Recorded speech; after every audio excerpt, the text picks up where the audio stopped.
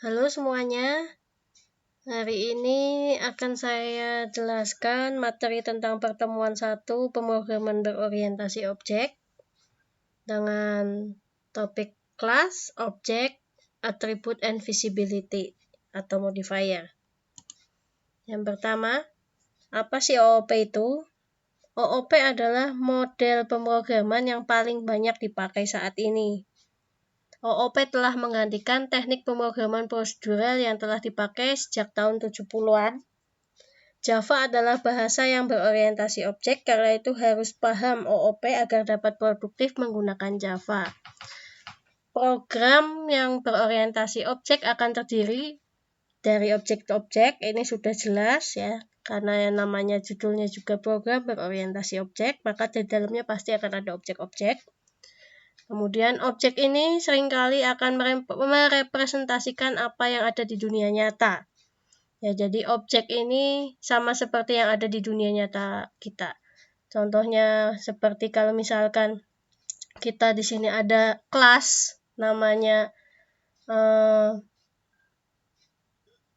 kendaraan, ya. Objeknya bisa mobil, motor, truk, dan lain-lain. Istilah baru di OOP yang pertama adalah kelas. Kelas adalah suatu rancangan yang mendefinisikan variabel dan metode. Jadi di dalam kelas itu ada atribut dan ada metodenya. Kemudian objek. Objek adalah instan dari kelas, jadi bentuk dari kelas. Jadi merepresentasikan bentuk nyata dari kelas itu sendiri. Contohnya dari kelas buah-buahan, kita dapat membuat objek mangga, pisang, apel, dan lain-lainnya. Kemudian kita balik lagi ke kelas. Kelas itu berfungsi untuk menampung isi dari program yang akan dijalankan. Dalamnya ada atribut dan metode, ya, jangan sampai salah, jangan kebalik antara kelas dan objek. Kemudian ketemu dengan relationship atau antar kelas, ya. Relationship ini adalah hubungan antar kelas, ya. Di dalamnya ada macam-macam, ada dependensi, agregasi, inheritance, komposisi, asosiasi, dan sebagainya. Ini akan lebih jelas nanti dibahas saat masuk ke UML. Kemudian enkapsulasi adalah pembungkusan suatu kode yang bertujuan untuk menyembunyikan informasi. Jadi salah satu kegunaannya dalam struktur kelas itu supaya data itu tidak bisa diakses oleh sembarang orang, ya. Jadi hanya yang punya wewenang aja yang bisa akses. Kemudian ketemu dengan yang namanya instansiasi. Instansiasi adalah proses membuat objek dari kelas. Itu namanya instansiasi. Berbeda lagi dengan yang namanya inisiasi. Kalau inisiasi ini memberikan nilai awal pada suatu variabel. Seperti itu, ya. Kemudian ada instan variabel, ya. Instan variabel itu adalah variabel yang dideklarasikan di luar metode, ya. Jadi istilahnya biasanya ada di dalam kelas, ya, tetapi tidak di dalam metode. Jadi istilahnya biasanya setelah kelas itu nanti dideklarasikan di atas. Kemudian metode itu sendiri, ya, metode merupakan suatu operasi berupa fungsi yang dikerjakan oleh suatu objek. Maka metode ini nanti dapat dipanggil melalui objek antar kelas. Jadi antar kelas, jadi beda kelas juga bisa.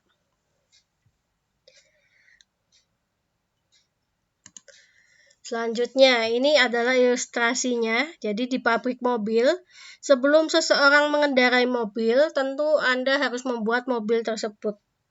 Jadi kalau misalkan Anda mau naik mobil, ya harus ada mobilnya dulu, seperti itu, ya. Kemudian kita membuat mobil itu bagaimana caranya? Nah, kita harus punya langkah-langkah di sini. Langkah-langkahnya, contoh pertama adalah menggambar desain mobil. Kita buat desainnya mobilnya dulu seperti apa. Kemudian menambahkan detail mobil tersebut. Jadi misalkan di mobil itu ada apa? Ada setir, ada rem, ada gas, ya. Ada pedal gas maksud saya. Ya, itu supaya mobil itu nanti bisa bergerak maju. Kalau rem untuk berhenti. Setir itu untuk belok kanan kiri. Jadi istilahnya detail mobil tersebut dibuat sesuai dengan fungsionalnya yang akan dipakai dari mobil itu.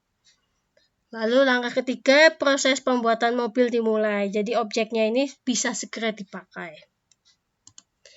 Oke, kemudian masuk ke bagaimana pedal gas bekerja. Ini masih yang lanjutannya mobil ya. Tadi kan kita lihat detailnya itu ada di bagaimana rem ini bekerja gitu ya.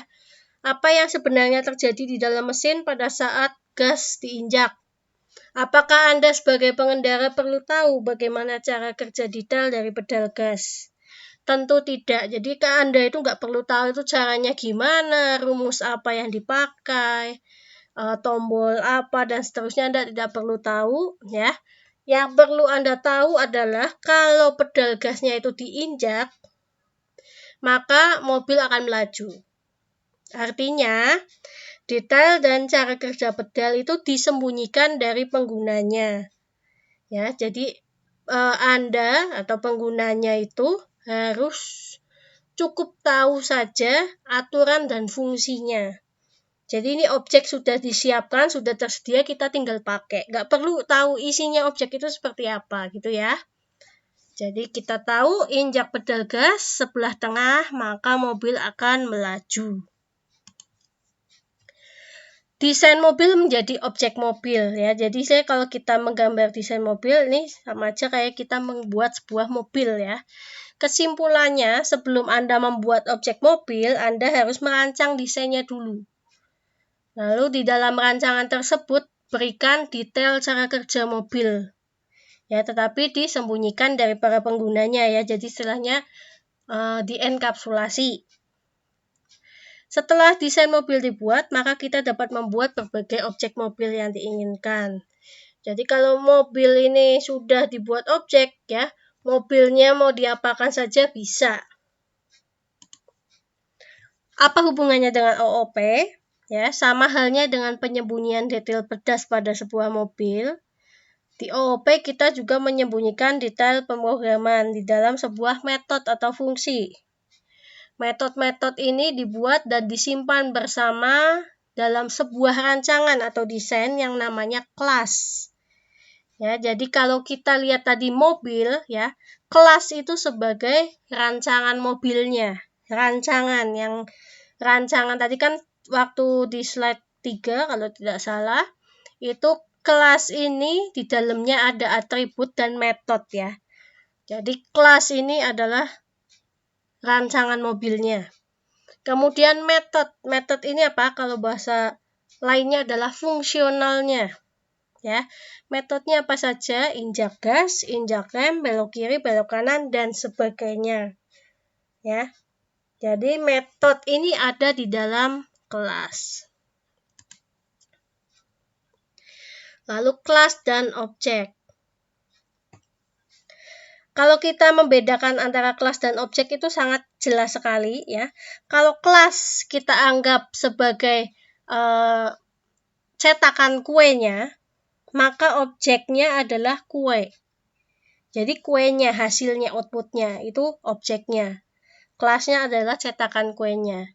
Ya, karena sekali lagi kelas adalah suatu template atau blueprint dari objek yang akan dibuat. Sedangkan objek adalah instan dari kelas atau adalah sesuatu yang diciptakan dari kelas. Kemudian kelas di dalamnya ada atribut dan ada metode. Ini sudah diulang-ulang berkali-kali ya. Desain, template, blueprint, struktur data dari sebuah objek, dari sebuah kelas dapat dibuat menjadi beberapa objek. Jadi yang namanya objek di dalam sebuah kelas ini bisa lebih dari satu, sesuai kebutuhan. Bagaimana mendefinisikan kelas? Kalau kita ingin membuat kelas, kita harus memiliki beberapa faktor pertimbangan. Pertama adalah bagaimana kelas tersebut akan nantinya digunakan. Kemudian nama yang tepat untuk kelas. Jadi karena kita membuat, kita bisa memberikan nama sesuai keinginan kita. Cuman di sini kita balik lagi kepada fungsional dan apa ini yang akan kita buat supaya nanti bisa digunakan objek-objeknya kemudian hari. Jadi kita harus berikan nama yang jelas ya, nama yang tepat. Kemudian tuliskan semua properti dan informasi.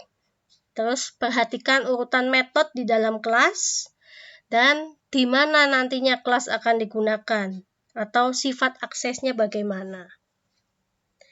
Kita masuk kemudian ke hak akses atau modifier ya. Di dalam OOP ada 4 hak akses.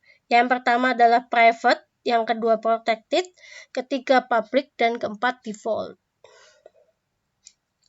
Kalau private, jadi istilahnya variabel atau metodenya itu hanya bisa diakses oleh kelas itu sendiri. Kalau protected, variabel dan metodenya bisa diakses oleh kelas itu sendiri dan kelas turunannya. Ya. Tetapi tidak dapat digunakan oleh kelas lain yang bukan turunannya. Kemudian public, jadi variabel dan metode bisa diakses oleh semua kelas ya. Dan default hanya dapat diakses oleh objek yang berada di dalam satu kelas. Kalau dari tabelnya bisa dilihat di bawah ini.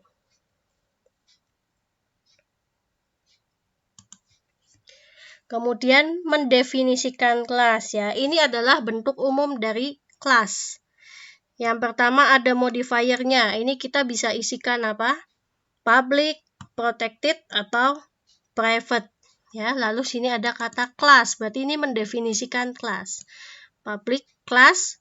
Lalu di sini nama kelasnya apa? Kita berikan nama sesuai yang kita inginkan tetapi sesuai kebutuhan ya. Jadi nama kelas itu biasanya diawali huruf kapital.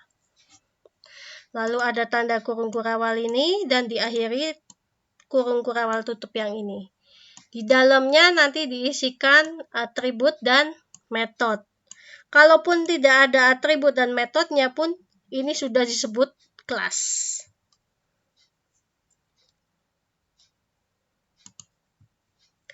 Kemudian kita masuk ke struktur file atau package. Ya, kalau kita lihat di bawah ini, ya, ini kita membuat ada 2 buah kelas. Kelas mahasiswa dan kelas PBO. Tetapi kalau kita perhatikan lebih detail lagi, 2 kelas ini berbeda. Kelas mahasiswa.java ini hanya kelas biasa. Jadi di dalamnya tidak ada main metodenya. Dan PBO.java ini kita sebut sebagai main class karena di dalamnya ada main metodenya. Di mana main method ini fungsinya buat nanti running aplikasi dari sistem ini ya, dari coding yang Anda buat supaya nanti keluar outputnya.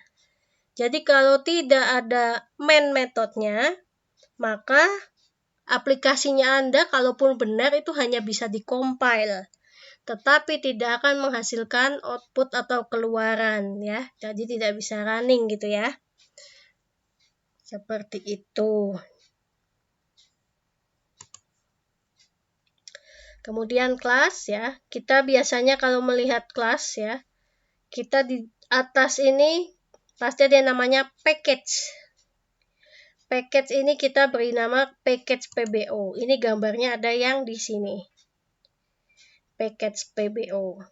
Ini. Ya, ini project PBO, di dalamnya ada package PBO. Kemudian dalamnya ada kelas mahasiswa dan main class PBO.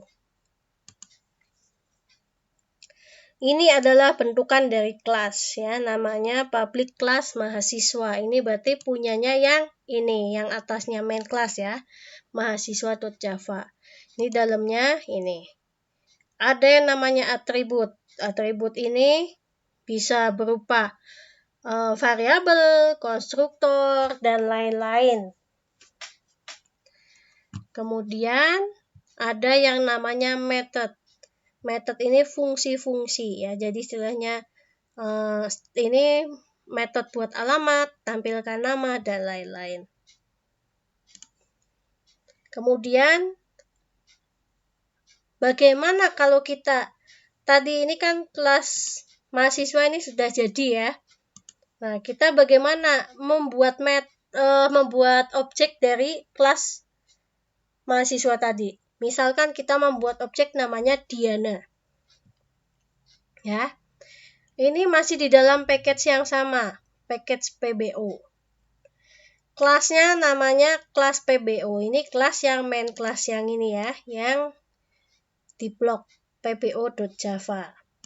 Nah, ini di dalamnya ada yang namanya main method. Main method itu ada kata-kata public, static, void, main. Ada kata-kata main. Lalu string dan argumen dan seterusnya. Ya. Caranya gimana kalau kita membuat objek dari kelas ya? Kita panggil dulu kelasnya mahasiswa. Ya. Mahasiswa terus disimpan ke dalam sebuah objek. Objeknya namanya apa di sini? Di sini namanya Diana. Sama dengan new mahasiswa. Kurung buka, kurung tutup, dan jangan lupa titik koma. Ya, ini kita sudah membuat instan dengan nama objek Diana merupakan objek yang digunakan untuk memanggil isi dari kelas mahasiswa. Jadi kalau kita mau mengakses kelas mahasiswa, ini kita masih di kelas PBO ya, kita bisa akses ke kelas yang lain, ke kelas mahasiswa tadi.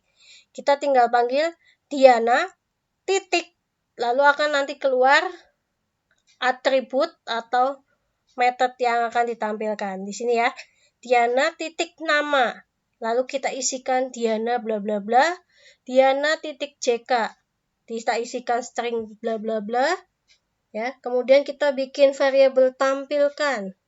Ya. Di dalamnya diisi Diana dot tampilkan nama, ini metode ya. Kemudian kita show tampilkan. Ya, panggil dari variabel tampilkan. Kita cek Diana.nama apakah ada di sini ya. Nama ada di sini. Alamat juga ada, name juga ada, JK juga ada, TLP juga ada. Ya. Jadi kalau ini codingnya di running akan menampilkan hasil ini.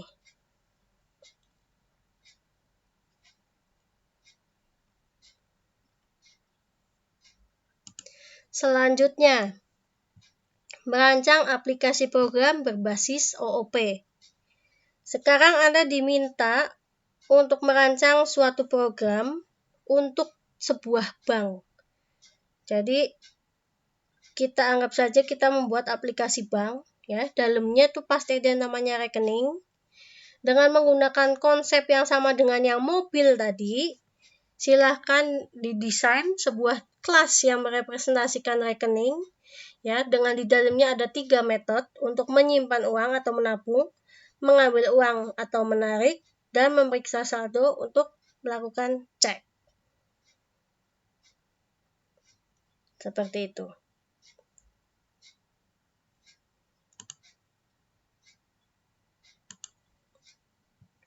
Oke. Kita lihat bagaimana menganalogikan yang pabrik mobil tadi dan membandingkannya dengan program bank yang tadi sebagai latihan. Pabrik mobil dan program bank. Di dalam pabrik mobil ada kelas yang namanya mobil atau desain kelasnya atau rancangannya namanya mobil. Kelasnya namanya mobil. Kemudian ada metodenya. Di mobil itu injak pedal, injak rem, setir kiri atau kanan. Dan atributnya lampu, ban, kursi, setir, dan lain-lain. Kalau kita analogikan ke dalam program bank, ya, desain nama kelasnya adalah rekening. Nama projectnya adalah program bank, nama kelasnya rekening.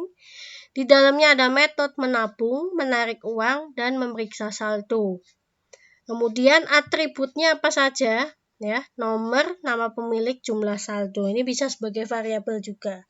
Ya, jadi kalau di pabrik mobil nanti dipanggil objeknya namanya mobil, kalau di rekening kita membuat objek dari kelas rekeningnya ini. Seperti itu. Gambarannya seperti ini. Ini kita membuat kelas rekening.java, public kelas rekening. Ya, public ini berarti bisa diakses oleh semua. Terus nama kelas selalu diawali dengan huruf kapital. Ya, kapital.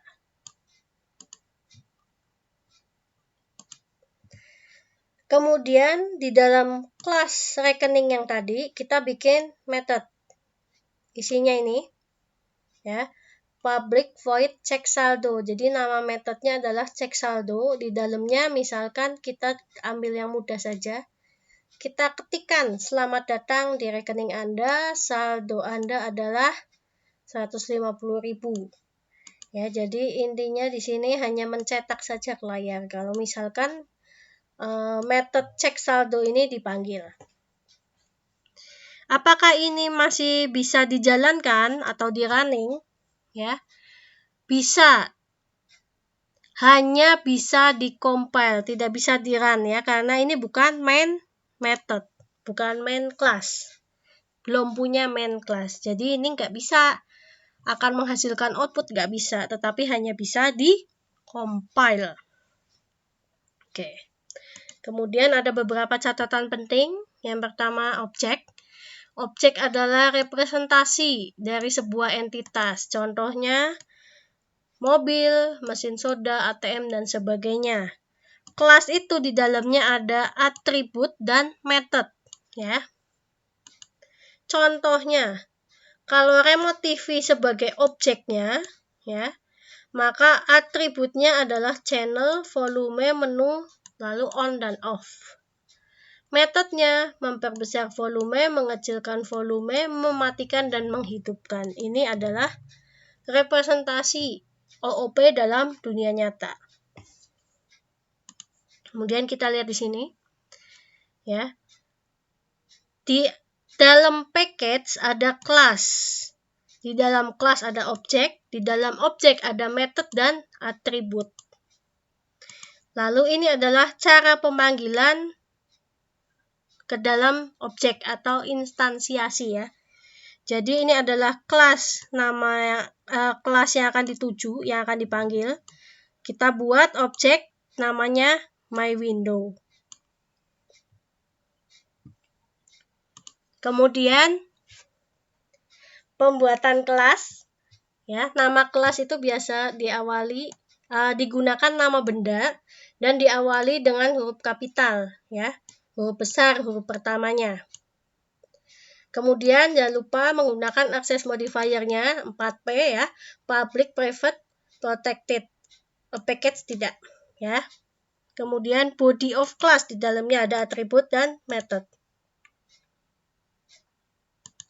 Oke. Catatan penting lainnya adalah cara penulisan atribut. Ya, atribut ini adalah bagian terkecil dari kelas, nama benda, ya biasanya. Kemudian ditulis menggunakan huruf kecil semua.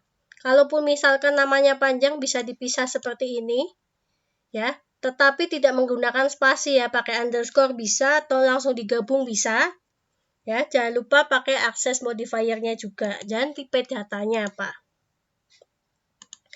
Kemudian operation atau kata kerja ya, biasanya dalamnya ini ada kata kerja ya. Ini untuk menulis metode ya. Jadi metode itu biasanya hurufnya huruf kecil ya, hurufnya huruf kecil. Ya. Camel case. Jangan lupa akses modifiernya juga. Biasanya yang namanya metode ada kurung buka, kurung tutup, titik koma. Ya. Kemudian ini adalah tips and trick untuk menggunakan NetBeans ya. Kalau Anda ketik South lalu pencet tab akan mencetak tulisan ini. Lalu ketik PSVM dan tab akan keluar main method ya tulisannya. Dan untuk merapikan coding menggunakan Alt Shift F. Oke, terima kasih atas Anda sudah mengikuti materi hari ini. Selamat belajar. Tuhan memberkati.